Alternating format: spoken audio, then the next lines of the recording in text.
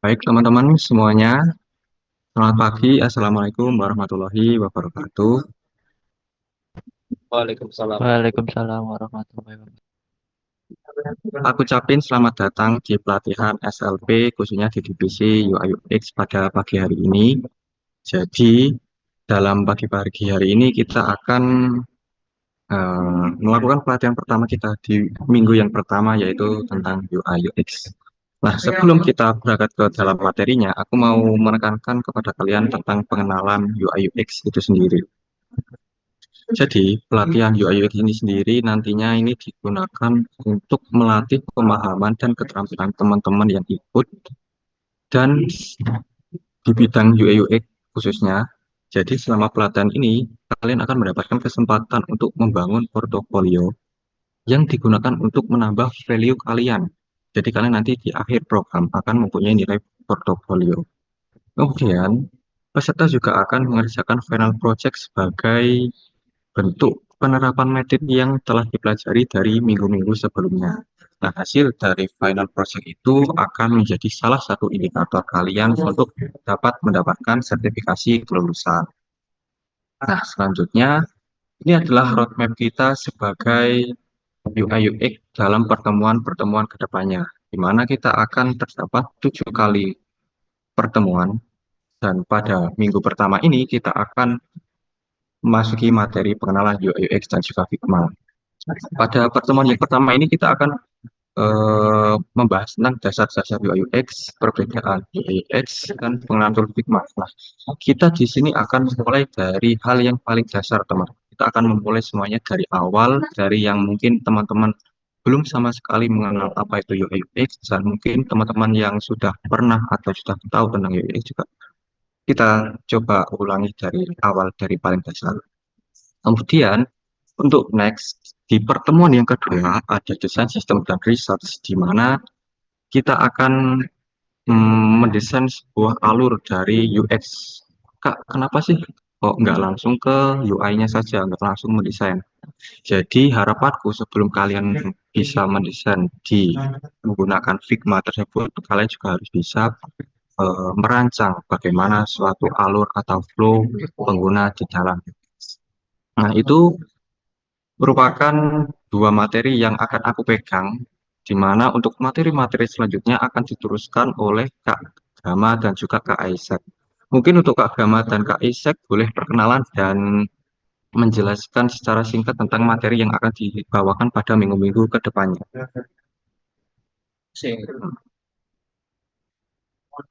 Oke, baik mungkin dari aku dulu sebelumnya perkenalkan untuk Ishak Sabri Sabri bisa kalian panggil Ishak. Jadi di sini aku juga sebagai core team dari UI UX Design. Nah di sini untuk materi ketiga wireframe dan komponen ini aku yang megang. Dan kenapa kita perlu mempelajari wireframe dan komponen ini? Ya, soalnya memang wireframe komponen ini jadi salah satu unsur dalam UI UX design itu, apalagi kalau kalian menggunakan Figma, itu yang gak bakal lepas dari prosesnya. Jadi nanti kalian akan belajar bagaimana membuat style style guide dan juga komponen dasar di situ. Untuk materi keempat dan dilanjutkan dari Kak. Oke, terima kasih Abdul dan Kak Isak. Sebelumnya perkenalkan teman-teman, aku Repas Agama, bisa dipanggil Gama aja Bapak. Nah, di sini untuk materi keempat yaitu High Fidelity Design. Nah, di sini nanti kita itu belajar tentang UI. Nah, kita belajar tentang visualnya. Nah, visual ini penatanya kayak gimana dan apa yang cocok untuk visual UI. Nah, di sini kita nanti akan belajar icon, belajar shadow, belajar eh, aset-aset yang lainnya. Nah, di sini kita full belajar desain. Oke.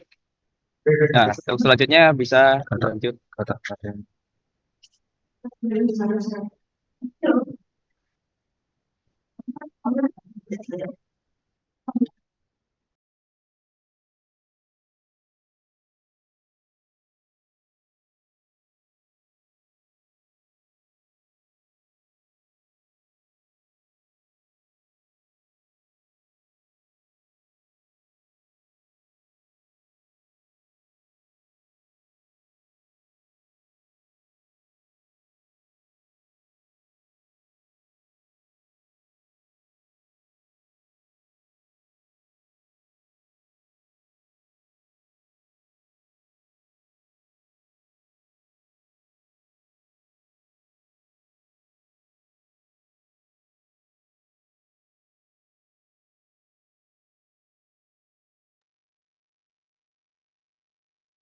Oke, terima kasih.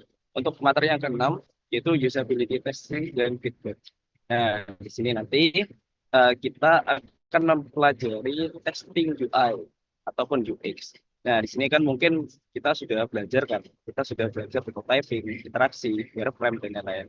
Nah, di sini kita juga perlu testing. Karena testing itu penting dan feedback itu juga penting untuk kita.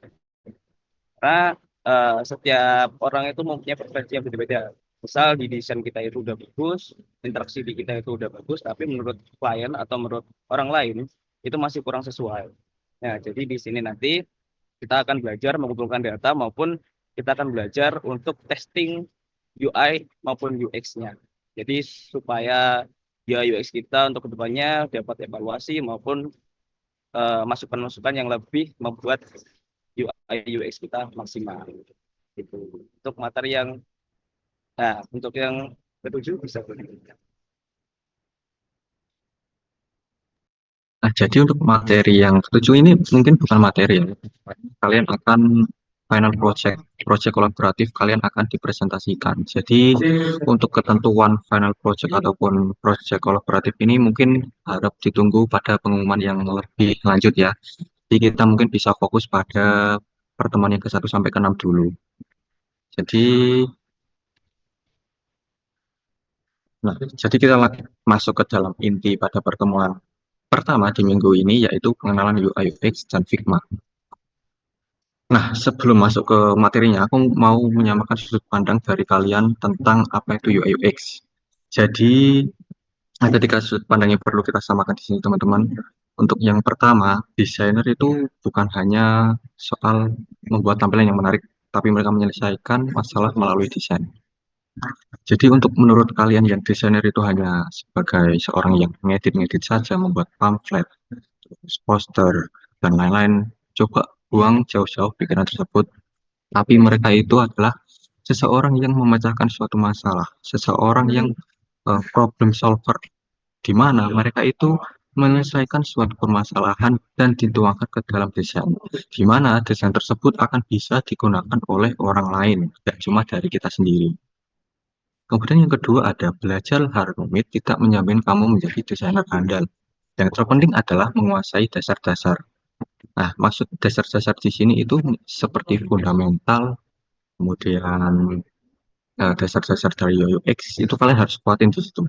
Percuma kalian melakukan dan belajar tentang sesuatu hal yang rumit, tetapi kalian belum bisa apa namanya bukan expert lebih tepatnya paham tentang fundamental yang ada gitu. Jadi lebih baik kalian fokus pada fundamental dulu aja, baru kalian mencoba untuk hal-hal yang mungkin merasa tertantang di situ. Kemudian yang ketiga, yang terakhir, jangan menilai desain hanya dari sudut pandang. Jadi begini, ketika kalian membuat sebuah desain kalian itu tidak membuat desain untuk diri kalian sendiri, melainkan kalian membuat desain untuk orang lain. Jadi, ketika kalian membuat desain yang menurut kalian bagus, belum tentu menurut orang lain itu bagus juga.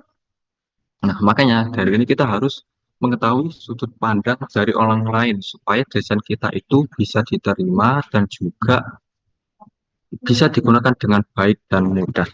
Itu clear di sini teman-teman tentang penyamaan sudut pandang. Ini kita harus tekankan dari awal karena memang ini merupakan sesuatu yang aku tekankan untuk bisa kalian pahami supaya pada saat pertemuan-pertemuan selanjutnya tidak ada miskonsepsi ya teman-teman. Baik, lanjut. Aku mau tanya sebelum aku terjun ke materinya. Menurut kalian apa sih UI UX itu?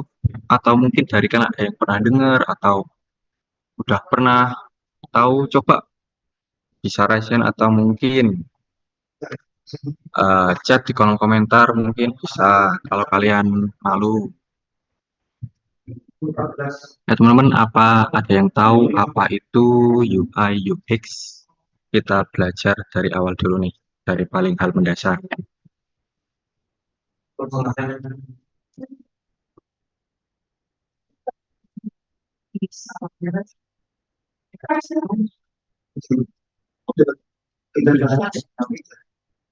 Oke,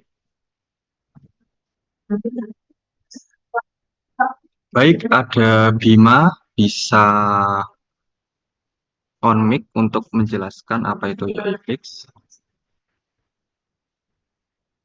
Ya, sebelumnya terima kasih kesempatannya dan mungkin mohon maaf juga masih belum bisa pakai background. Ini sepemahamanku buat UI sendiri itu kan user interface ya. Jadi mungkin uh, fokusnya lebih ke tampilan antar muka penggunanya. Sementara kalau UX itu user experience itu fokus di pengalaman penggunanya kayak apakah ini nyaman digunakan apa enggak, apakah ribet apa enggak, bingungin apa enggak. Mungkin seperti itu. Baik, Bima, jawaban yang sangat bagus dan benar, teman-teman. Dan juga ada yang share di kolom chat juga dari Fahmi, menurut saya UI merupakan tampilan desain suatu produk. Kemudian untuk UX adalah pengalaman penggunanya. Benar, teman-teman. Ayo coba kita breakdown satu persatu apa sih UI UX itu. Jadi, secara garis besar, UI UX itu adalah proses merancang interaksi dan pengalaman pengguna terhadap suatu produk, tentunya seperti aplikasi ataupun website. Nah, mengapa suatu proses? Karena memang tujuannya itu dari riset awal dari para penggunanya, kemudian sampai di titik melakukan uji testing kepada para penggunanya. Kenapa aku sebut kita harus melakukannya terhadap pengguna? Karena memang untuk UI UX ini sendiri bisa dikatakan desain yang bagus adalah desain yang bisa user centric, yang artinya semua prosesnya itu tertuju pada pengguna. Jadi kebutuhan ada di pengguna dan juga kita harus service kita kepada para pengguna itu juga baik. Nah, aku mencoba untuk membreakdown antara UI dan UX. Jadi kita pisahkan dulu antara UI dan UX. Jadi benar apa yang seperti yang dikatakan Kak Bima tadi dan juga kolom chat Kak Fahmi bahwa memang UI adalah tampilan visual dari suatu produk yang digunakan oleh para penggunanya.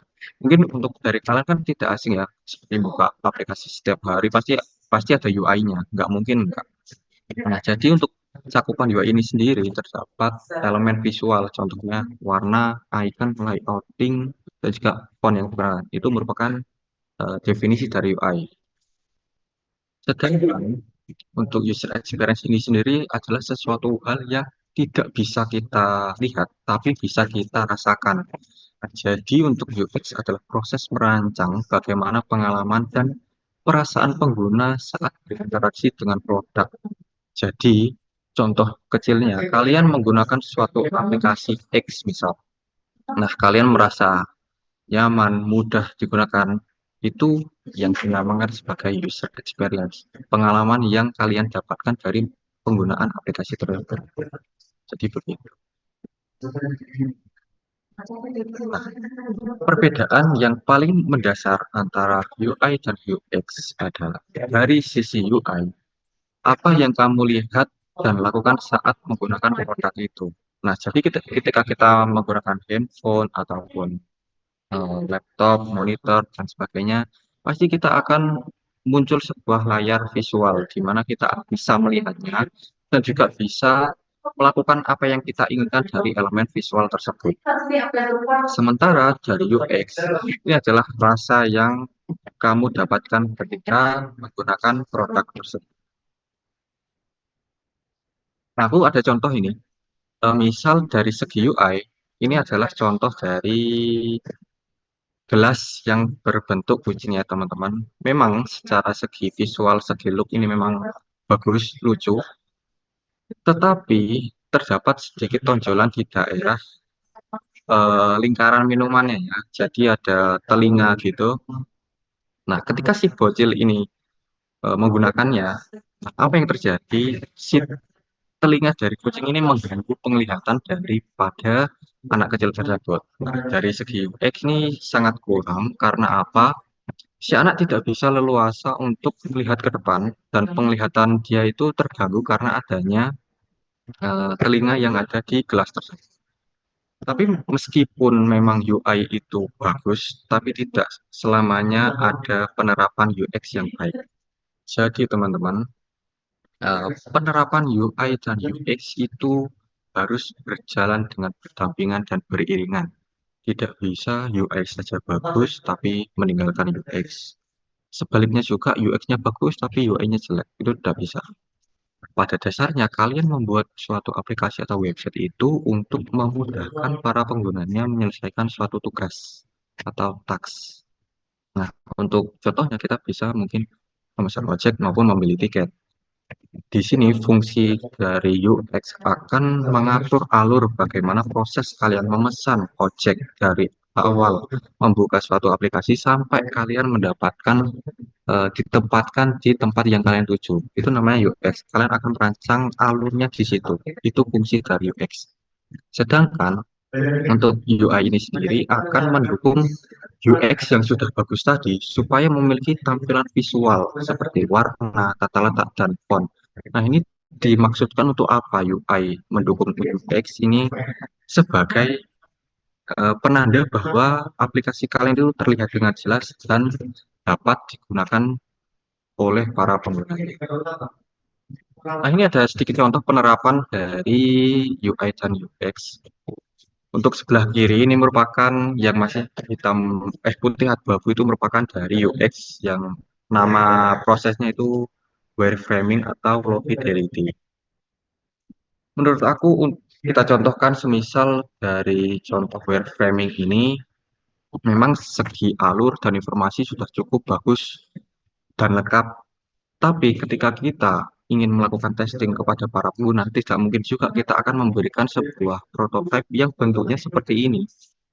Para pengguna dari aplikasi pun akan juga bingung kan, loh ini aplikasi bentuknya apa kok cuma putih sama abu-abu saja. Nah, itu meskipun UX-nya bagus, tetapi secara elemen visual, secara UI itu kurang karena memang tidak ada elemen UI di sana. Perlu penambahan elemen visual seperti warna dan juga font supaya elemen visualnya lebih menarik gitu. Kemudian yang sisi kanan, yang sepatu-sepatu ini. Oke, secara visual, estetik, eye-catching, tapi mungkin bagi sebagian orang akan merasa bahwa tampilan ini justru terlalu mencolok gitu. Dan di sini mungkin penerapan dari UX kurang. Nah, kita coba bedah di sini. Mungkin untuk sebagian orang penggunaan warna yang gradasi seperti ini akan kurang karena memang sepertinya mungkin dominan orang itu banyak menggunakan warna yang polos. Contohnya hanya satu warna primer saja. Kemudian untuk orang awam yang baru saja eh, membuka atau mengakses aplikasi ini, ketika membuka dan menemukan tombol navigasi yang di bawah layar ada 5 tombol itu, mereka bingung apa sih fungsinya, karena di sana tidak ada fungsi dari masing-masing tombol tersebut. Sebaiknya ketika kalian mendesain sebuah aplikasi, itu untuk navigasinya bisa kalian berikan keterangan. Contoh ada dashboard, terus profile, keranjang, atau sebagainya yang memudahkan kalian untuk bisa dipahami oleh para penggunanya. Jadi begitu. Jadi hubungan antara UX, memang antara UI dan UX ini berbeda teman-teman. UI dan UX ini berbeda, tetapi mereka ini saling melengkapi untuk menjadi satu kesatuan yang bagus untuk bisa digunakan oleh para penggunanya. Jadi sebelum ke jobs, mungkin ada yang masih kurang paham atau sudah menangkap informasi tentang dasar-dasar dari prinsip UI UX, teman-teman.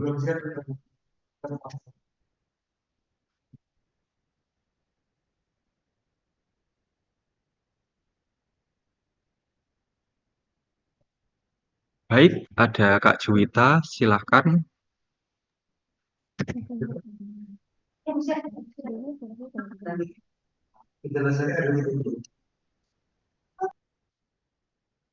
Halo.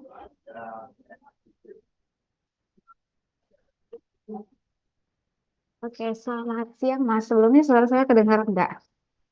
Oke, sudah. Nah, izin bertanya, berarti untuk dalam rancang UI UX ini sebenarnya yang perlu kita perhatiin pertama UX-nya dulu atau ya kita rancang UI-nya aja dulu gitu. Oke, pertanyaan bagus. Jadi begini teman-teman, supaya kalian tidak salah langkah ya. Jadi memang untuk belajar UI UX ini sendiri kalian tidak boleh langsung merancang desain dari UI karena ketika kalian langsung merancang sebuah tampilan saja, kalian itu tidak punya patokan untuk kita harus membuat apa gitu. Jadi selama proses mendesain, kalian itu akan meraba-raba terus. Jadi mungkin tiap hari sudah membuat tampilan dashboard. Terus di lain hari, oh kayaknya ada tampilan yang lebih menarik. Jadi aku mau apa namanya mengganti dashboard. Nah itu tidak boleh karena kalian tidak punya patokan atau dokumen yang menjelaskan bagaimana tampilan yang seharusnya dibuat itu sudah tertera. Jadi makanya kalian harus menjalani proses UX dulu, di mana untuk proses UX ini sendiri berawal dari identifikasi permasalahan dari para pengguna terlebih dahulu, baru kalian tuangkan ide-ide yang telah dibutuhkan ke dalam wireframing ini, seperti gambar yang putih abu-abu ini. Kalian buat dulu aja ini sebagai langkah awal kalian untuk melakukan proses desain. Nah, setelah selesai, setelah membuat segala fitur dan sebagainya, barulah kalian mulai merancang UI. Di sana kalian akan mudah, soalnya kalian tata letak dan sebagainya sudah ada, jadi kalian tinggal menempel saja seperti warna, icon, dan sebagainya. Jadi aku rasa itu merupakan langkah yang paling enak dijalani supaya kalian belajarnya juga lebih terstruktur, tidak awur-awuran. Nah, mungkin seperti itu Kak Juwita.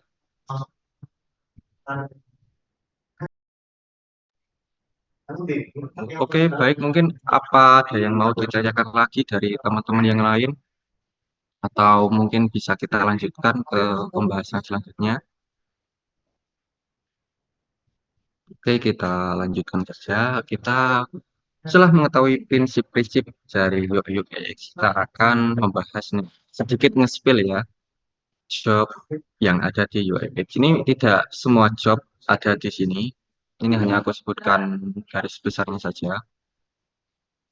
Kalian mungkin yang memasuki pelatihan ini mungkin di masa depan ingin berkarir, ingin berkecimpung di dunia UX, mungkin kalian bisa mendapatkan referensi job seperti ini. Yang pertama ada UI designer.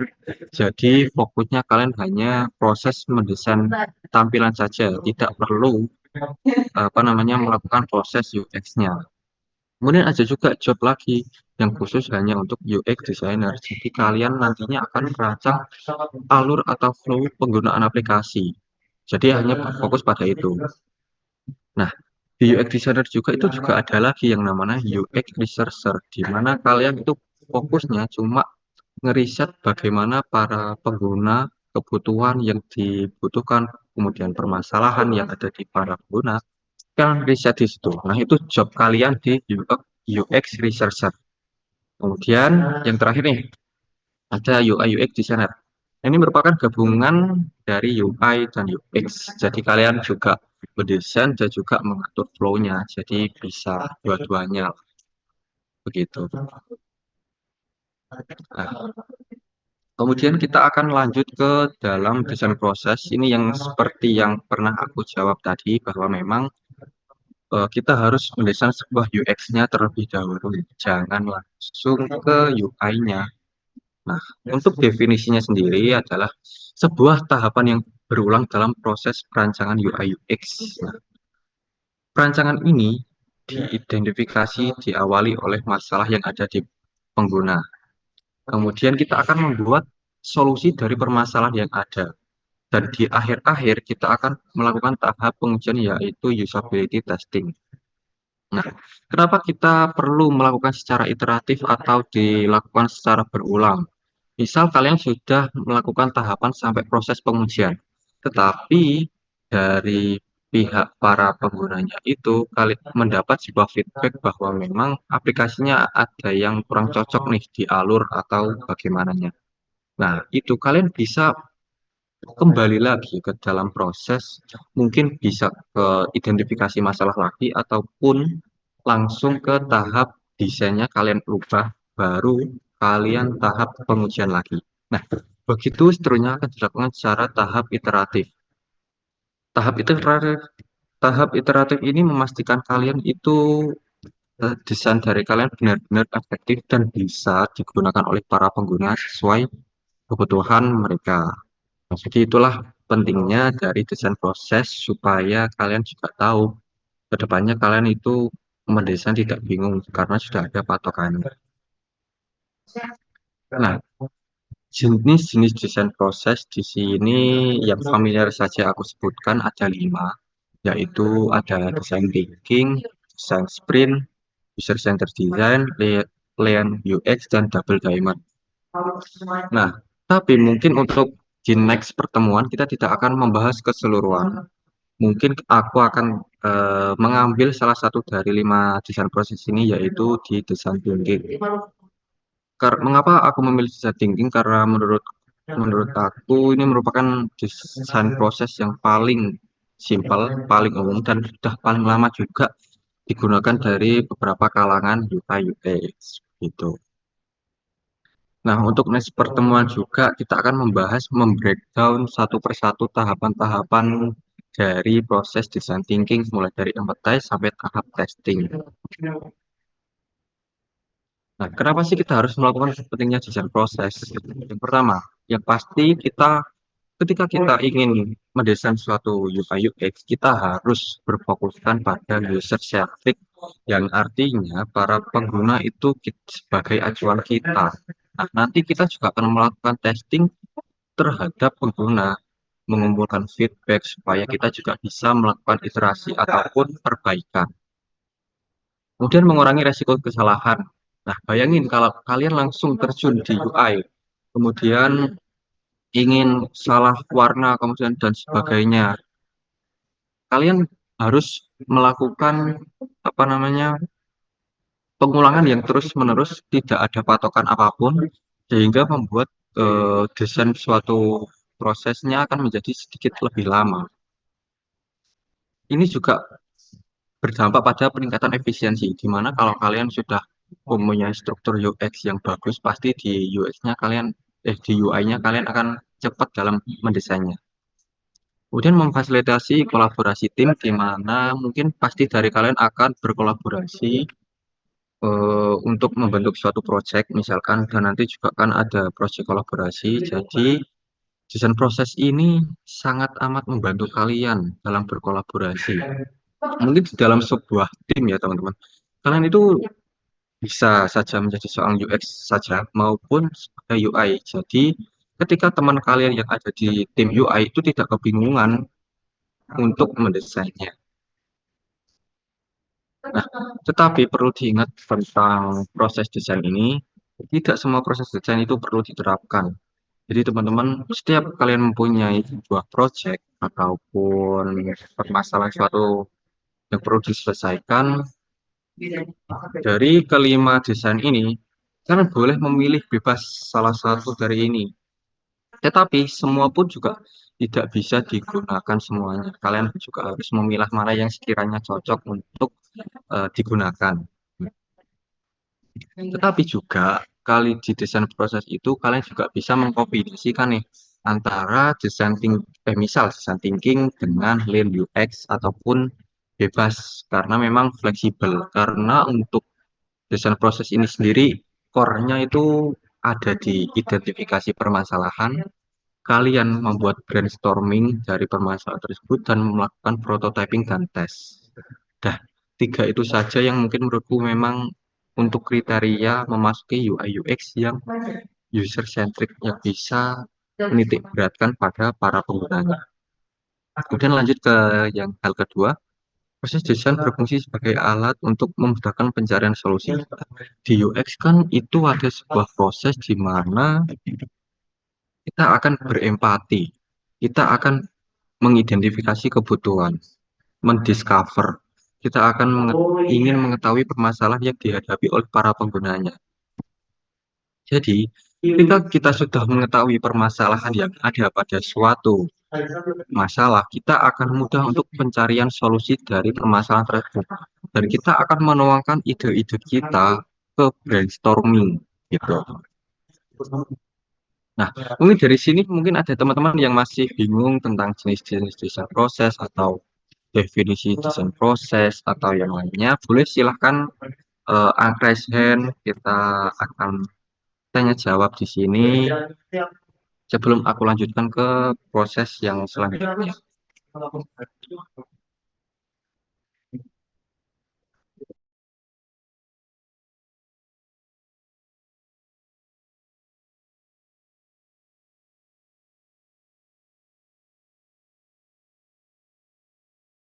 Baiklah, kalau dirasa tidak ada yang perlu dibahas untuk desain proses, kita lanjutkan ke tools-nya. Mungkin beberapa dari kalian udah ada yang familiar dengan yang namanya Figma. Ya, kita akan menggunakan Figma sebagai tool utama dalam proses mendesain UX. Nah, mungkin ada yang belum tahu kalau Figma itu merupakan software dan juga berbasis web juga. Bisa digunakan sebagai proses mendesain UI UX. Nah, ini menurutku memang Figma itu sudah paling cocok lah untuk kita melakukan proses desain. Nah, kenapa kita memilih Figma? Nah, ini menurutku ada 6 kelebihan yang Figma itu sudah cukup gitu untuk menunjang kita sebagai seorang UI UX. Di mana yang pertama adalah gratis.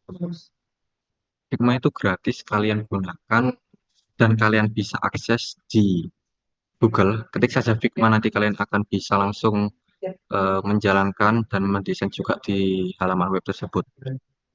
Dan juga kalian juga bisa mendownload versi desktopnya juga teman-teman. Jadi kalian bisa melakukan di versi softwarenya ya. Kemudian kolaborasi real time. Nah, untuk kedepannya kan mungkin kalian akan melakukan proyek kolaboratif nih. Jadi alasan memakai Figma juga kan untuk menunjang kalian bisa berkolaborasi secara langsung dengan teman-teman kalian. Jadi untuk Figma ini sendiri, kalian bisa langsung melakukan perubahan kepada desain kalian dan langsung juga bisa berubah di komputer teman kalian gitu. Jadi langsung secara real time, tidak ada delay maupun apa selagi koneksi internet kalian itu aman-aman saja ya. Karena memang untuk Figma ini sendiri berbasisnya online dan juga ini berbasis cloud juga, jadi harus dipastikan koneksi internet teman-teman aman. Kemudian untuk berbasis cloud ini semua desain teman-teman kalian, proses desain kalian itu disimpan di Figma, jadi tidak akan hilang selagi kalian login terlebih dahulu menggunakan akun masing-masing. Kemudian kelebihan yang keempat ada kompatibel dengan berbagai platform. Jadi Figma ini mendukung tidak hanya Windows saja, tetapi juga bisa untuk macOS teman-teman. Jadi kalian mungkin kolaborasi lintas platform juga masih memungkinkan karena memang sudah kompatibel dengan berbagai OS. Nah, menurutku ini sih kelebihan yang paling beruntung yang ada di dalam Figma yaitu komunitas dan sumber daya. Komunitas di Figma ini memang sangat sangat besar, apalagi bisa kalian temukan di sosial media apapun, ya konten orang-orang apapun yang membahas tentang Figma pasti di dalam kolom komentarnya akan berdiskusi. Nah, itu menurutku suatu privilege yang sangat bagus, mengingat bahwa Figma itu sebuah software UI dan di sana kalian bisa sharing dan bertanya-tanya tentang mungkin tim ahlinya atau memang sama-sama pemulanya di sana memang sangat welcome untuk kalian belajar. Dan juga untuk sumber daya ini sendiri di Figma memang sudah, teknologi di Figma sudah sangat enak sekali. Apalagi baru beberapa hari kemarin itu Figma launching fitur 3 andalan fitur barunya. Salah satunya itu kalian bisa membuat salah satu contohnya ya, kalian bisa membuat web portfolio dan bisa langsung kalian deploy teman-teman. Jadi bisa langsung diakses ke orang lain. Jadi langsung bisa membuat suatu website juga kalian dengan hanya mendesain. Nah, dan juga di Figma itu juga tersedia beberapa plugin teman-teman yang bisa kalian gunakan. Nah, contoh plugin ini bisa dari icon maupun kalian ingin membuat frame dari prototipe, berbagai frame misal handphone atau monitor. Kemudian ada juga Figma, ada juga beberapa template-nya sih. Beberapa developer dari Figma juga menyediakan template. Tapi saran aku untuk kalian jangan menggunakan template terlebih dahulu. Sebaiknya kalian harus mengasah skill desain kalian dulu, rasakan feel-nya, barulah kalian menggunakan template. Karena memang template ini sangat instan, kalian tinggal klik and drop saja sudah jadi gitu. Kemudian yang kelebihan terakhir adalah prototyping. Ada yang tanya nggak kalau prototyping itu apa? Jadi untuk prototyping itu setelah kalian melakukan proses desain, bagaimana kalian melakukan pengujian kepada para penggunanya? Ya, itu dengan ada fitur yang mana prototyping, di mana kalian bisa mendesain sedemikian rupa desain kalian itu bisa berjalan layaknya aplikasi atau web yang sudah di-develop. Jadi kalian padahal hanya cuma desain saja, tetapi sudah bisa digunakan. Tetapi ya masih sekedar tampilan visualnya saja, tidak ada database ataupun yang lainnya, karena memang kita hanya melakukan proses visualisasi. Nah, mungkin untuk selanjutnya akan langsung aku demokan bagaimana eh, menggunakan Figma, teman-teman.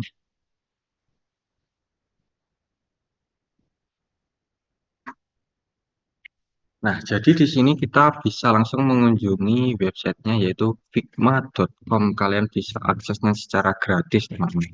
Boleh sekalian kalian langsung saja untuk apa akses sekarang juga boleh.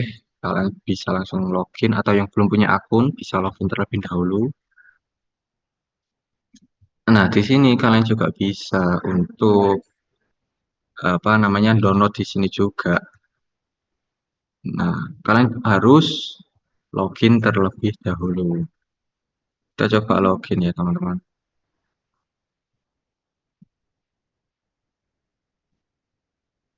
Nah, sesimpel itu teman-teman. Jika kalian masih nggak perlu masukkan email atau apa, kalian juga bisa langsung menggunakan Google. Nah, menurutku tampilan yang seperti itu sangat memudahkan para penggunanya karena apa?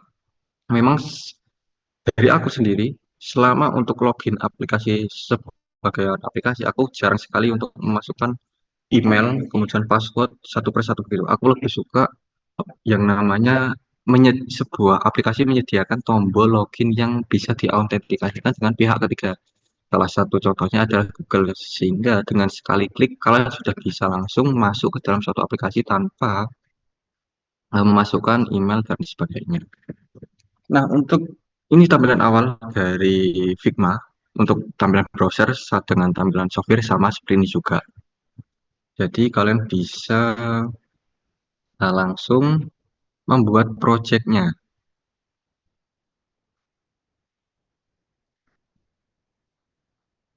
Di sini kalian bisa langsung create project ataupun kalian sudah yang pernah kita create aja di sini.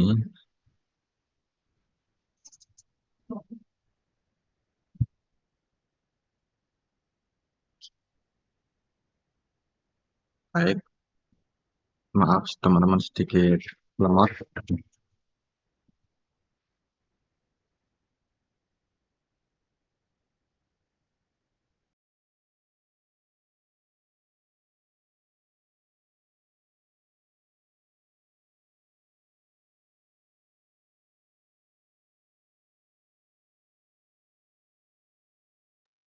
Oke, di sini aku langsung lanjut itu aja ya, membuka file sebelumnya aku juga membuatnya di sini. Jadi aku mau jelasin dulu kepada kalian tentang layouting dari struktur dari tampilan Figma ini sendiri. Jadi navigasi sebelah kiri adalah navigasi layering, di mana kalian bisa mengatur layer dari tampilan, bisa tumpang tindih atau enggak, itu bisa diatur di layar. Nah, ini tampilan sebelah kiri ya, tampilan sebelah layering. Kemudian yang di kanan itu adalah tampilan page ataupun properti. Di sana kita bisa mengedit misal dari ukuran yang kita ingin mau, kemudian transparansinya, dari warnanya kita bisa sesuaikan di sini. Nah, untuk prototipenya juga ada di sini. Kita nanti akan mengatur prototipenya di sini, teman-teman. Nah, kemudian kita akan bahas yang kotak kecil di bawah, teman-teman. Nah, ini merupakan uh, tools yang sangat cocok, sangat penting digunakan.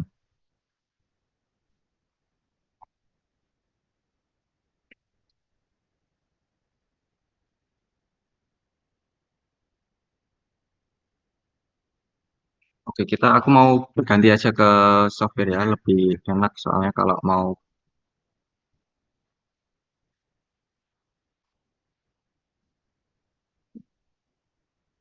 Nah, ini tampilan dari desktop, teman-teman. Nah, di bawah ketika kalian ingin membuat sebuah frame, kita klik saja, kita lihat. Nah, ini frame, atau kalian juga bisa mengklik F di sini. Nah, di sebelah kanan, di sebelah properti ini akan muncul berbagai frame yang bisa kalian gunakan. Jadi enaknya Figma itu semua frame itu sudah ada, teman-teman, dari Android maupun iPhone, kemudian tablet, dan juga desktop itu juga ada.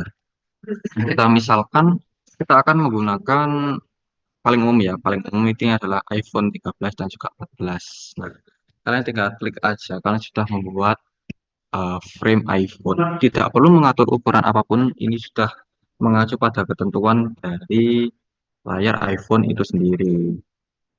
Nah, jadi kalian di bawah ini bisa kalian manfaatkan untuk menambah maupun membuat plugin ya, teman-teman. Kalian juga bisa plugin di sini.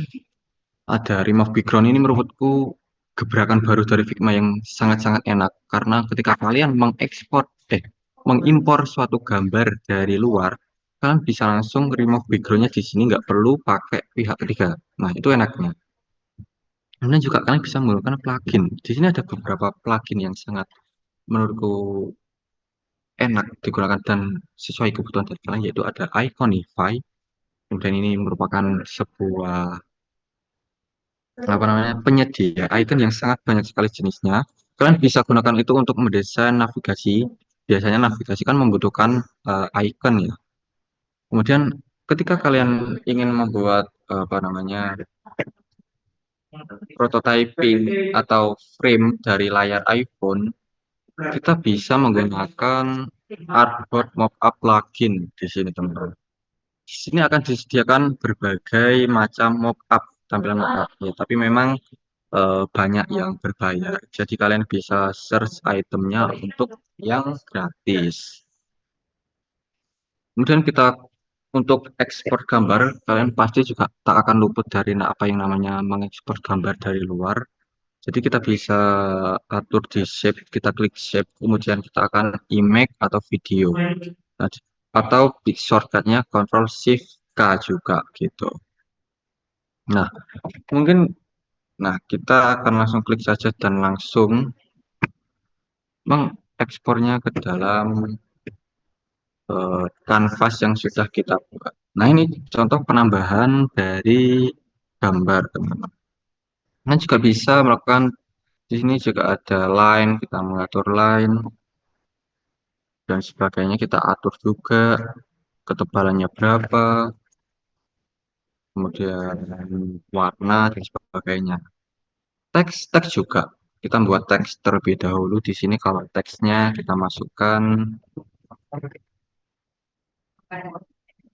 Jadi menurutku memang untuk Figma ini sendiri sudah lebih dari cukup untuk kalian melakukan proses desain itu, teman-teman.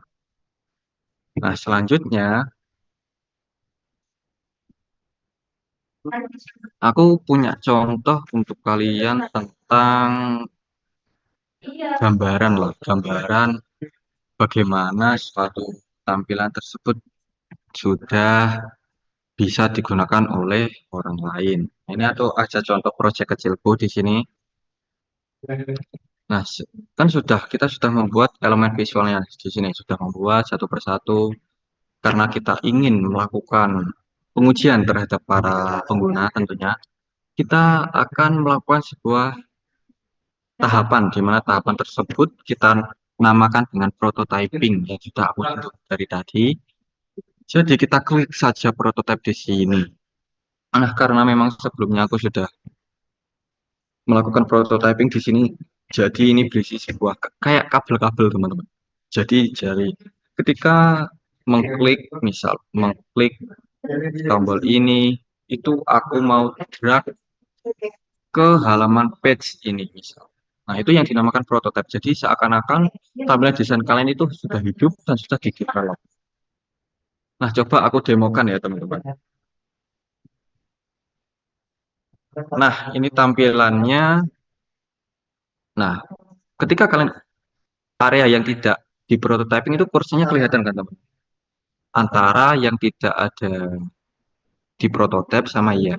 Nah, kursornya akan berubah yang awalnya petunjuk jadi jari telunjuk. Nah, ini akhirnya memang secara segi kegunaan sudah bisa digunakan.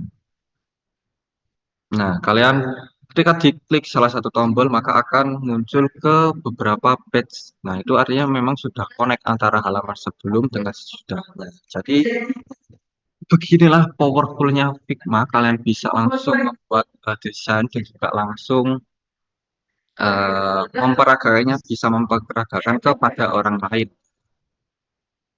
Ini masih simple, begini contoh dari aku. Nah, ini aku gambarkan flow dari proses legirisasi ini. Sebelumnya aku sudah di UX untuk flow dari awal sampai akhir, makanya jika proses enak. Gitu.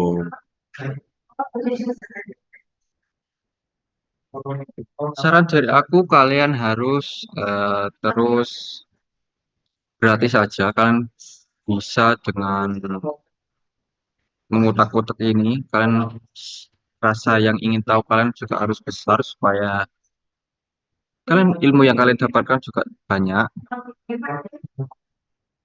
Dan itu sedikit gambaran penggunaan Figma. Nah, untuk pertemuan-pertemuan selanjutnya, kalian akan membahas seperti komponen, kemudian ada auto layout, wireframing, prototyping, dan sebagainya. Jadi, gitu. Oh iya, kalau kalau kalian membuat sebuah project, misal satu aplikasi utuh nih, kalian jangan heran kalau pada saat proses prototyping kabel kalian itu semrawut, teman-teman. Itu merupakan hal yang normal dan yang perlu diteliti lagi karena memang membuat prototyping jika memang aplikasi kalian kompleks, maka kabel penunjuk arah ini akan hmm, semrawut begitu. Baik, mungkin dari teman-teman ada yang ingin ditanyakan tentang Figma atau masih diragu, Kak, ini harus begini atau bagaimana? Boleh, ayo rasain guys, kita di sini feel free ya teman, kita just sharing saja.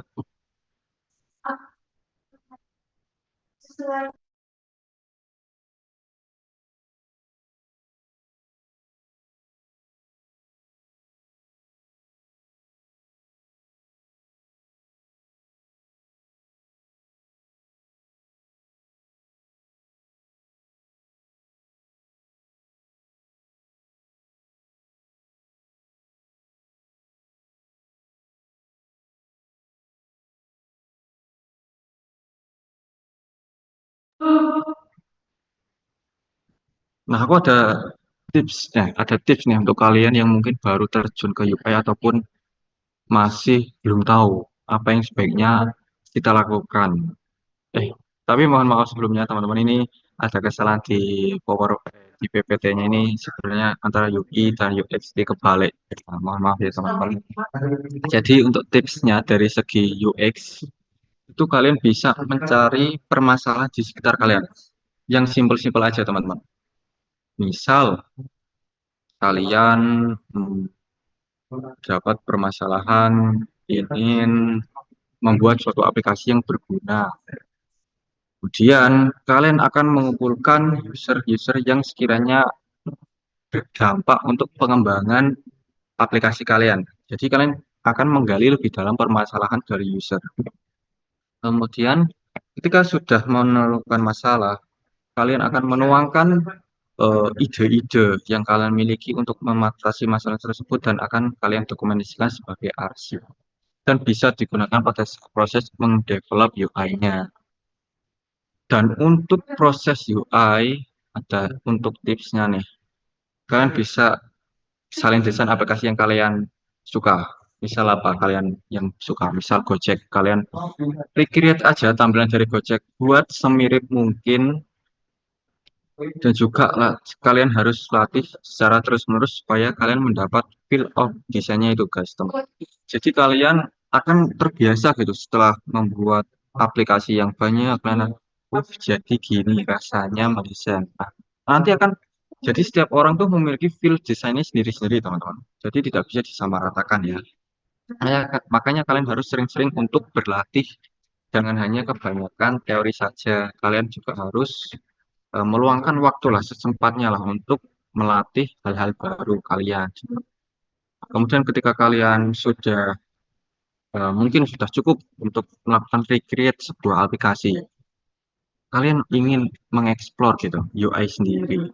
Kalian mencoba apa namanya mencari referensi di berbagai situs, bisa Pinterest, kemudian Behance ataupun apapun itu yang menyediakan database tentang tentang tampilan-tampilan UI. Nah, di sana kalian akan menemukan referensi-referensi dan kalian akan tuangkan ke dalam ide. Nah, jangan saran dari aku juga kalian bisa mengeditnya, jangan karena kan kalian mulai bereksplorasi, jadi mungkin bisa membuat dengan style kalian sendiri-sendiri karena memang untuk setiap orang itu mempunyai stylenya sendiri-sendiri ya. Nah, kemudian aku mau menegaskan kembali bahwa memang kembali ke desain proses. Desain proses ini mengapa sangat penting gitu. Bayangkan kalian ingin order makanan dan dalam keadaan lapar nih. Kalian perlu perlu membuat suatu UX-nya di sini, teman-teman. Jadi di sini kalian akan mendesain UX-nya dulu supaya apa? Ketika kalian mendeploy sebuah UX, kalian akan dengan mudah dari tim UI untuk bisa menerjemahkan apa yang kalian inginkan. Mungkin teman-teman ada yang apa namanya pernah kesal tentang suatu aplikasi yang flow-nya sangat buruk, kalian membuat bingung ataupun dari segi tampilan jelek banget gitu. Nah, nanti coba tuangkan aplikasi-aplikasi yang pernah kalian temui. Nah, nanti akan ada kolom absensi di mana teman-teman akan menjawab beberapa pertanyaan tentang materi hari ini dan juga salah satu pertanyaan adalah tadi yaitu berapa aplikasi yang pernah kalian gunakan tetapi menurut kalian masih kurang gitu, masih perlu adanya perbaikan. Jadi begitu. Nah, baik teman-teman itu saja untuk materi pada hari ini karena memang fokusnya hanya di pengenalan dari desain proses UI UX dan juga Figma. Kita akan melanjutkan sesi desain proses di minggu depan. Kita akan membahas sesuatu yang menurut kalian baru, kompleks, dan pastinya sangat-sangat penting untuk kelancaran pembuatan proses UI-nya. Jadi di sini aku akan membuka sesi tanya jawab. Silahkan kalian bertanya, tuangkan semua pertanyaan kalian, bisa raise hand ataupun chat di kolom saja. Kita di sini feel free teman-teman, kita just sharing saja. Jadi ini kapan lagi kita bisa bertukar pendapat, ide dan sebagainya di dalam sesi ini. Baik, aku buka untuk beberapa pertanyaan ke depan. Untuk teman-teman, silakan.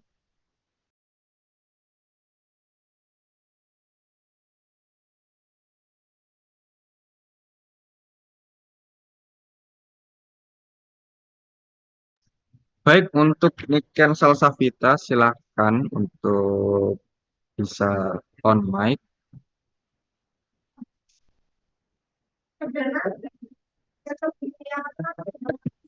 Halo Kak, Halo, apakah halo. suara saya terdengar?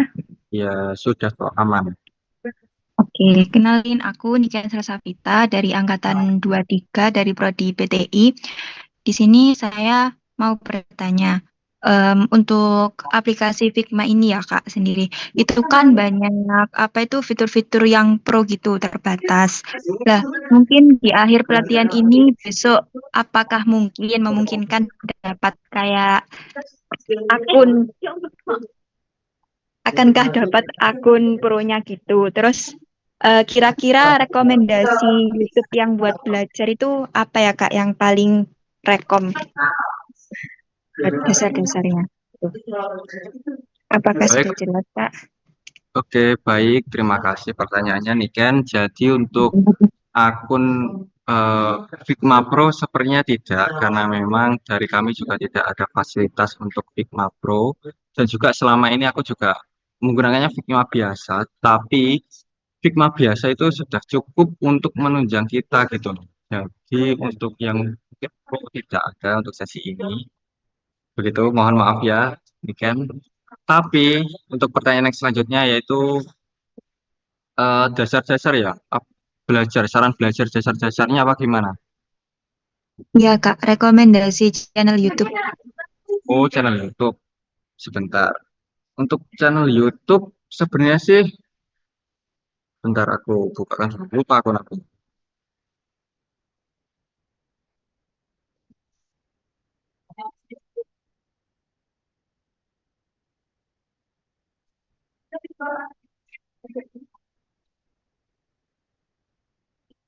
Nah, sebentar aku share screen kan dulu ya teman-teman. Nggak bisa deh.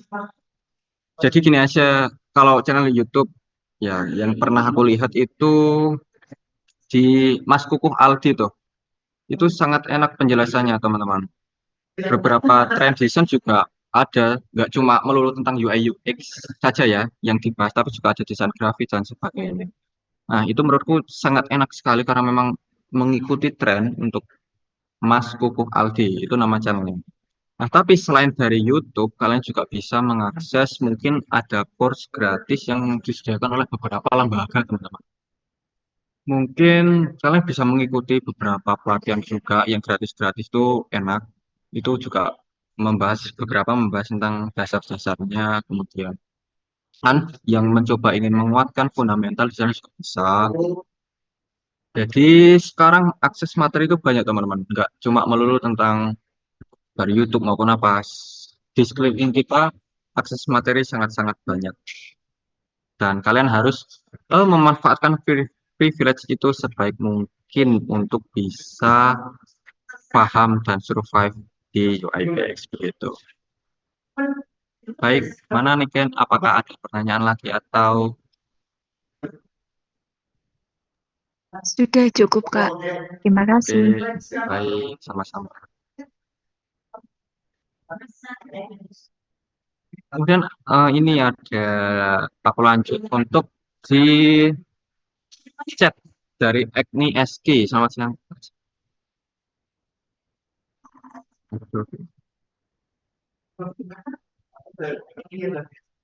Nah, pertanyaan dari Agni SK ini bagus nih teman-teman. Beberapa yang lalu, Figma baru saja melaunching fitur yang memang sangat-sangat memulai gebrakan yang sangat-sangat besar, yaitu bisa mendeploy sebuah web hanya dengan kita sebelumnya mendesain.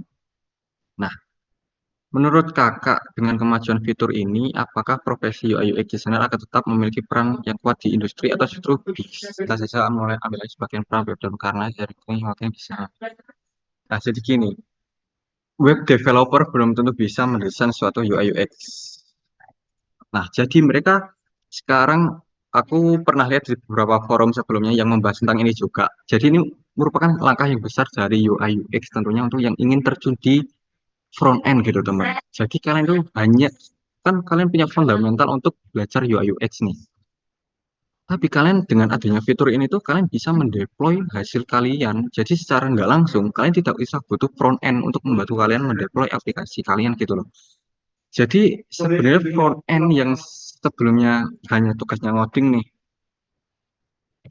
kayaknya juga harus belajar tentang UI UX karena memang sekarang UI UX dengan front end itu memang harus saling ya karena dengan adanya fitur Figma seperti ini kayaknya harus saling belajar, harus bisa UI maupun eh, front end karena memang ini merupakan sebuah fitur yang powerful banget. Kalian nggak usah perlu mengajak orang lain untuk mengebuild website yang atau aplikasi yang kalian buat gitu.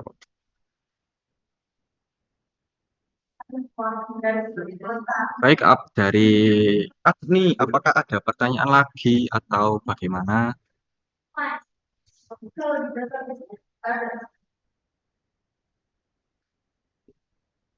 Baik, kalau tidak aku lanjut ke Farel. Bikin sharing, Kak. Kakaknya dapat menggunakan akun email mahasiswa untuk bisa mengakses education fiturnya. Oh ya, memang gini teman-teman.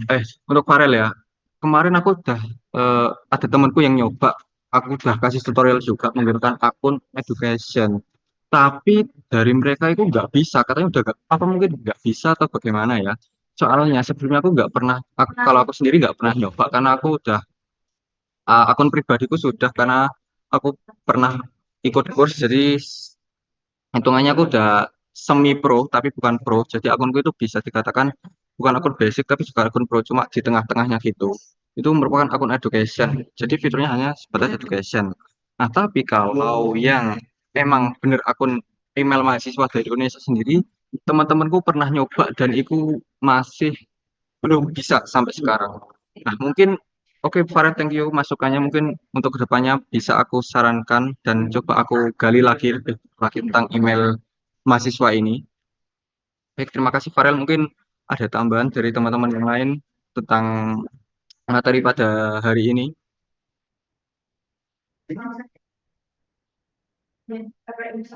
Oke, Farel, terima kasih ya. Sangat membantu. Sudah aku coba juga kemarin.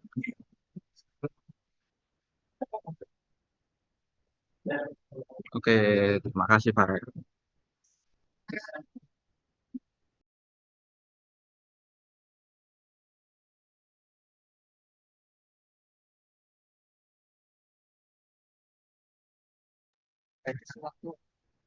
Oke, mungkin aku tunggu sampai 11.10 aja ya teman-teman. Kalau pertanyaan tidak, kita bisa akhiri pertemuan di minggu pertama ini. Jadi mungkin kalian bisa sambil link absen akan aku kirim. Jadi kalian bisa mengisinya dan aku tunggu sampai 11.10 untuk sesi ini ya.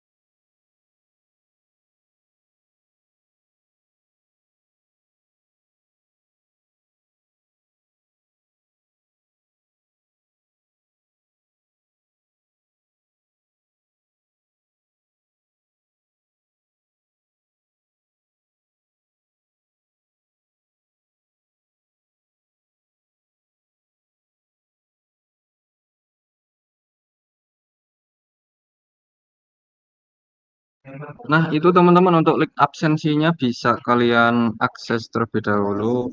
Itu ada beberapa eh, pertanyaan tentang materi hari ini. Aku berharap kalian bisa memahami materi pada hari ini.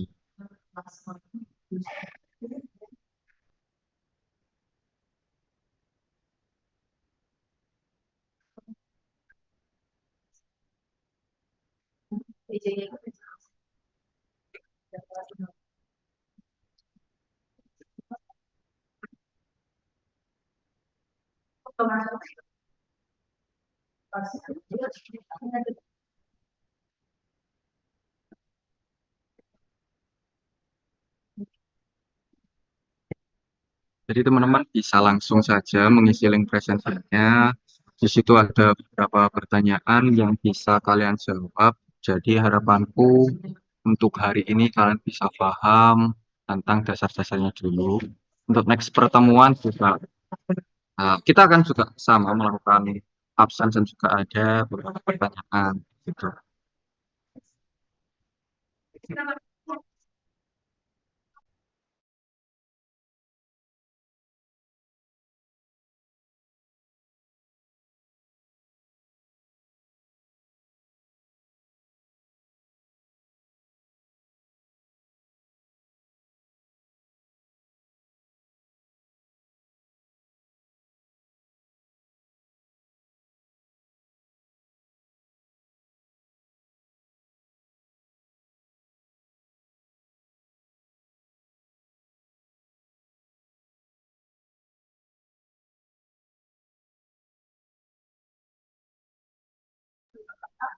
Oke, dari ada Ahmad nih.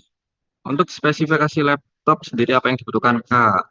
Jadi untuk Vima sendiri, kalau memang sekiranya laptop kalian tidak mampu untuk menjalankan versi software-nya, kalian bisa untuk mengakses lewat websitenya teman-teman. Itu menurutku jauh lebih ringan daripada kalian harus menginstal versi software-nya. Jadi ya kalian tidak perlu kan ketika menginstal software pun juga tidak perlu memakan apa internal dari teman-teman juga kan. Jadi ketika enaknya ya udah sama kok fitur dari web ataupun dari software sama-sama nggak ada yang berbeda dari keduanya. Jadi menurut aku kalau memang dirasa laptop kalian nggak mendukung untuk proses instalasi dari versi software ataupun keberatan ketika menjalankan, ya sudah versi websitenya aja itu menurutku udah ringan daripada yang versi itu. Tapi kalau untuk spesifikasi aku sendiri belum tahu karena teman-temanku selama ini masih bisa saja ringan-ringan saja, hampir semua laptopnya itu bisa. Nggak perlu yang laptop high end pun juga masih bisa compatible untuk menjalankan Figma. Dan enak juga kok. Di website aja enak. Nggak apa-apa teman-teman. Pakai website aja. Gitu. Oke, terima kasih Ahmad. Oke teman-teman, ada yang sudah ngisi presensi apa belum?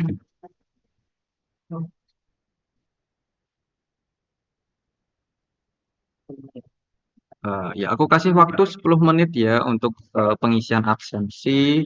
Dan absensi ini akan kita recap sebagai bahan untuk kalian aktif apa enggaknya di dalam pelatihan ini. Oke, aku tunggu ya. Mungkin kita akan sampai 11.20. Setelah itu kita akan penutupan untuk pelatihan hari ini.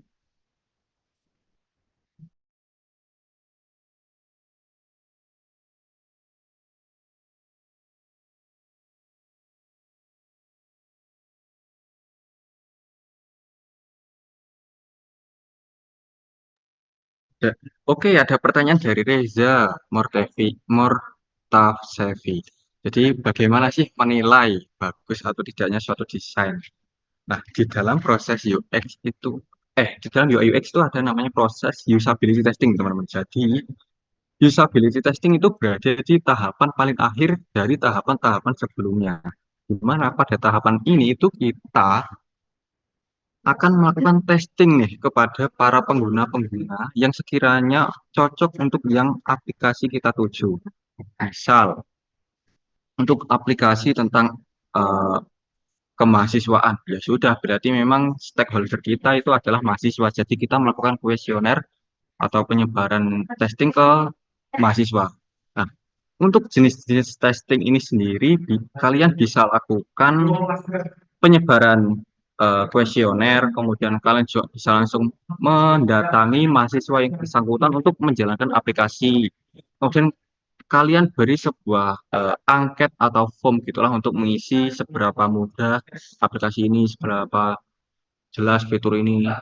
Nah, hasil dari apa perhitungan itu ini bisa kita katakan ini sebagai penghitungan SUS.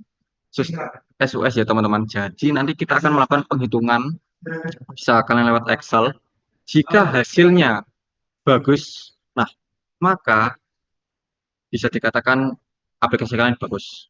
Minimum kriterianya mungkin untuk hasil SUS itu 70, di atas 70 itu sudah dikatakan sudah bagus dan bisa diterima oleh para penggunanya. Jadi aku tidak bisa menyimpulkan eh, desain itu bagus apa enggak, karena memang kita harus mengetahui apa persepsi dari orang tentang desain yang kita buat. Gitu. Jadi kita harus mengetahui sudut pandang dari teman-teman yang mungkin pemangku kepentingan dari penggunaan aplikasi ini. Jadi itu untuk SOS itu merupakan salah satu indeks pengukuran ya untuk mengukur keberhasilan suatu sistem. Selain itu juga bisa kalian melakukan nggak perlu door to door dari mahasiswa ke mahasiswa atau mungkin bisa juga kalian versi Zoom aja. Kalian bisa langsung memberikan apa namanya hmm, prototipenya kepada mereka dan akan mereka jalankan. Nah, untuk lebih lanjutnya ini akan kita bahas di minggu ke depan tentang desain proses. Kita akan kulik satu persatu bagaimana proses desain dari awal sampai akhir dan bagaimana suatu desain itu bisa diterima oleh pengguna. Jadi begitu, Reza. Jadi kita tidak bisa menyimpulkan sendiri ya, kita tidak bisa menyimpulkan sendiri desain itu bagus apa enggak. Tergantung penilaian kita gitu.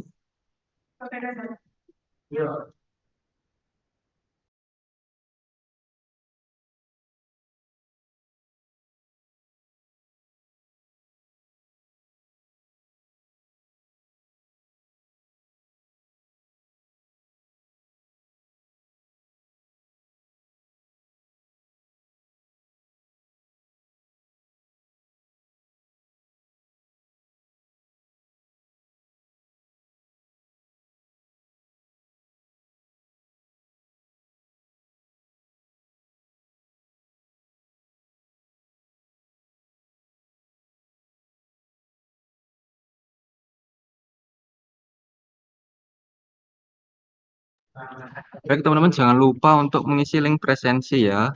Dan aku mau nge-reminder ke kalian semua bahwasanya di minggu depan kita masih mengikuti pelatihan lagi, di mana untuk minggu depan masih bersama aku dan akan menjelaskan desain proses di sana. Untuk harinya tetap pakai hari Sabtu seperti sekarang. Mungkin jamnya lebih pagi karena memang tidak ada pembukaan, jadi kita bisa langsung room seperti ini, kita langsung berdiskusi seperti ini. Untuk jamnya sekitar jam 9 sampai jam 10 itu awal kita dari memulai. Jadi teman-teman bisa prepare untuk minggu depan, ya mungkin bisa mengosongkan jadwal untuk bisa ikut pelatihan UI UX ya teman-teman.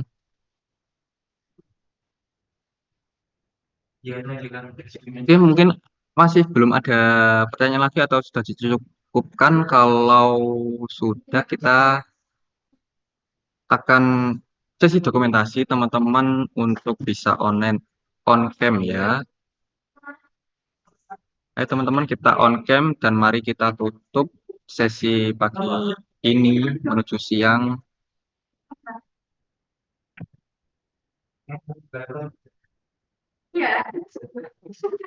Ayo on cam teman-teman.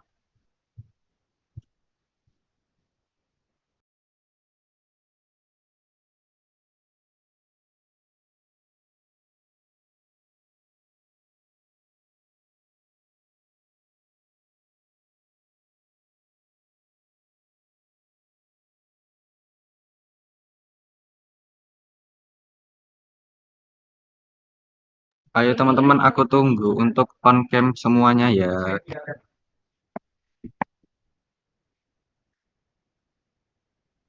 Sing express.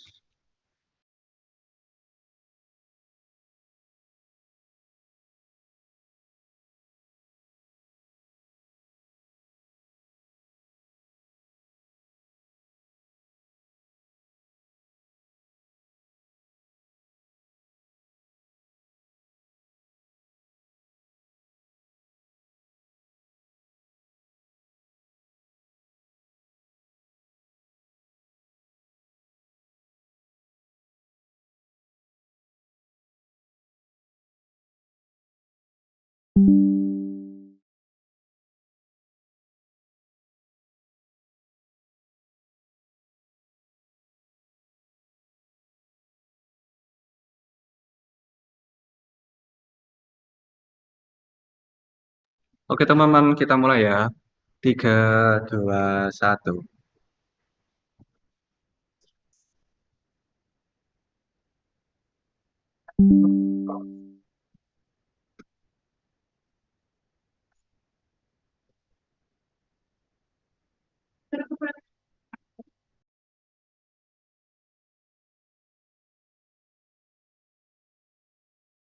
Oke teman-teman, terima kasih sudah hadir untuk hari ini. Aku reminder lagi bahwa memang di minggu depan masih akan ada pelatihan selanjutnya. Dan di hari yang sama, di hari Sabtu, jam 9 kita akan mulai. Dan ada satu pesan dariku juga, kalian terus belajarlah terus juga coba latihan, coba untuk explore-explore sendiri, dan semoga di akhir nanti ilmu yang kalian dapatkan itu juga bisa berguna gitu untuk kalian. Dan juga kan untuk portofolio sendiri kan mungkin bagi kalian adalah portofolio gratis gitu. Mengikuti pelatihan ini bisa sekaligus mendapatkan portofolio dalam bentuk nyata sehingga bisa kalian cantumkan juga mungkin untuk ketika kalian melamar sebuah posisi atau apapun portofolio kalian ini bisa kalian gunakan. Baik begitu teman-teman. Sampai jumpa di minggu depan. Apabila ada perkataan aku yang hari ini menyinggung kalian atau kurang mengenakan, mohon maaf. Dan sampai berjumpa di minggu depan. Terima kasih. Dan kalian bisa langsung meninggalkan breakout group ini. Tidak perlu masuk ke room utama yang seperti tadi. Baik. Terima kasih teman-teman. Selamat siang. Wassalamualaikum warahmatullahi wabarakatuh.